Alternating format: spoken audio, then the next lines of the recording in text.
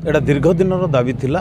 तेणु मु निर्वाचन बेले प्रतिश्रुति देइथिले जे मु जितिला पर निश्चित एई कामटी को आग करी आज जहा हो संपूर्ण होइछि। एथिपई ग्रामवासी मानक सहित आमर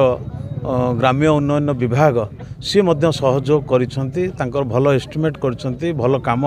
उन्नत मानर काम होइछि से मानक सहयोग एवं समस्त सहयोग आज ये काम संपूर्ण होइछि। या द्वारा आमर नियाली रो वर्तमान जगतसिंहपुर पारादीप जीवापी कौन प्रकार असुविधा हेनी दुर्घटना घटनी एटा ये रास्ता भल होइछि एवं आ भितर मध्य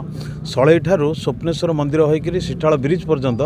ये आरडी रु पीडब्ल्यूडी आमर R&B जोटा अच्छी R&B डिपार्टमेंट को हैंडओवर करा ये रास्ता आगामी दिन में आहरी भल रास्ता हम सलई ठारू एपटे बस यातायात करिवो एवं ए ब्रिज को मध्य आलोकीकरण करा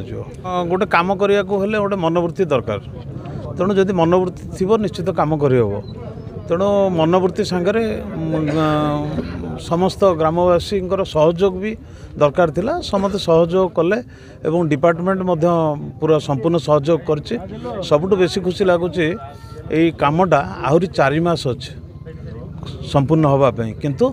4 मास पूर्व ये काम आज संपूर्ण होइछि।